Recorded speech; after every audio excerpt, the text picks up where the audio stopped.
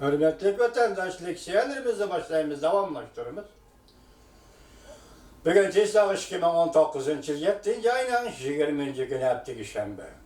Mavzumunda Amerika'da katı kolla Prezident Trump besip işlerdi. Cumhur'unu kutuldurduğun 4. prezident bulup kalmam dedi.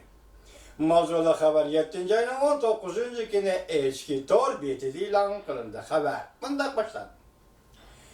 Amerika'da konservatif katı kolla siyaset sahası da diplomatiya ve ilim fen sahasındaki kişilerden teşkillengen nöbetçi Xitay tehdidiga taqabul turuş komiteti yeni bayanname ilan kılıp bunda ko'rsatdi. Prezident Trump Cumhuriyet Kompartiya siyasi hakimiyetini kutquzib kalgan 4. prezident bulup kalmam. dedi ve Washington'un Cumhuriyet katı siyaset kuruluşu haydakçılık. Washington'un Cumhuriyet katı siyaset kuruluşu haydakçılık kıldı. O şaşı 100 depardan artık Amerika her saat kişiler yakından biri Prezident Trump imzalı xat yazıp nöbet kullanıp atkan Cumhuriyet bilen karşı siyasi çın turuşka haydakçılık kılgan. Siyasi Cumhuriyet bilen karşı siyasi çın turuşka haydakçılık kılgan. Güzel kişiler bunda görsetti. Amerika siyaset sahasıkiler kattı. Sadası Amerika Cumhuriyet söhbetinde Prezident Trump'ın Cumhuriyet yol koyuş makanını tizgirli oldu. İki devlet sadece kelişimi imzalayalandı yok. Enek bolga amla, eneksiz bolan amla koşuldu. Nöbet ki Cumhuriyet tehdidiga taqabul turuş komiteti ötkenjiler, vay bu yıl 4. ayının 25. günü birinci kıtım jığınlaştı, 3. ayının 20. günü etrafı kuruldu. Ne mühim azaları Amerika'nın sabık istihbarat emeldarı Chad Nagel. Şu günü Washington'da ötküzülgen bu komitetin 7. kıtımlık jığınıda kısa haber yetkizgende mundaq dedi. 40 yıldan buran Cumhuriyet Partiyasi hakimiyeti bizga urush e'lon qilgan edi. Biz buni bilmagan edik. Amaliyat aksi biz ularga Cumhuriyetga yordam berdik. Demak, Cumhuriyet urush e'lon qildi Amerikaga, buni aksi Amerika qo'shmishlarga Cumhuriyetga yordam berdi. Amerika konservativlari Cumhuriyet Partiyasi bizga urush e'lon qilgan edi, biz uni lekin bilmagan edik. Mosha sovuq munosabatlar urushi davridagi sobiq chiqishi mundaq dedi.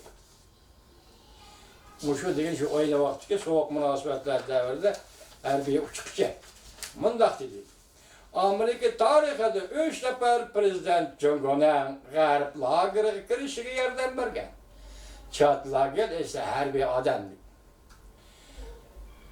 Çünkü ular şunu işinetdi ki, bunda kılganda Cumhuriyet Asya'da Amerika'nın şeriki, yoki Amerika bilen hamkorlashuvchi bulup qalattı.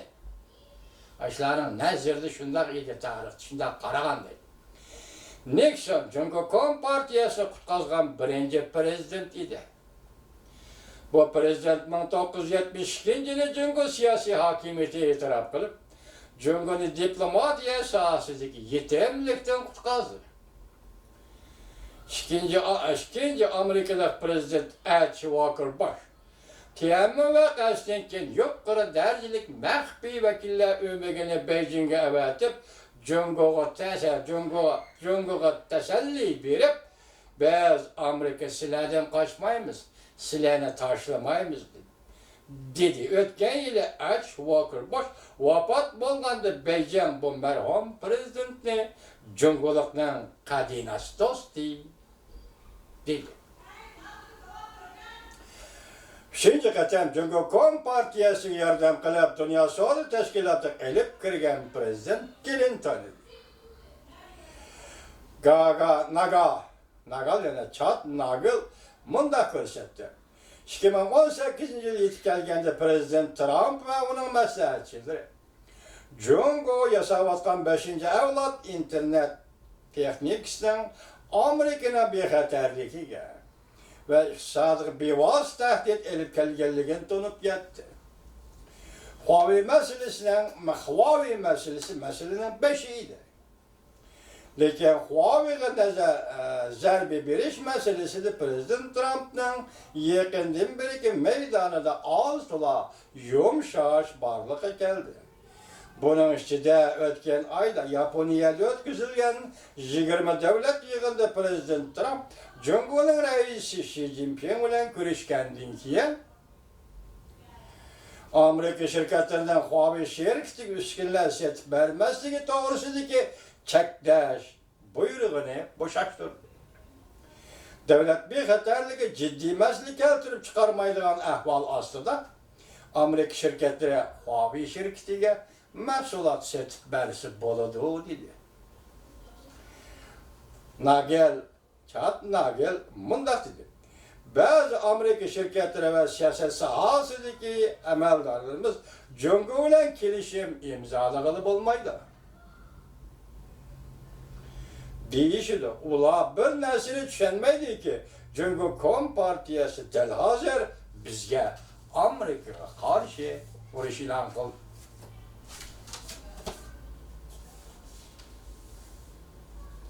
Yani çektiğiyle bolmaydıgan, çektiğiyle uçurmaydıgan bir meydan vuruş ilan kıldı Amerika'ya karşıydı.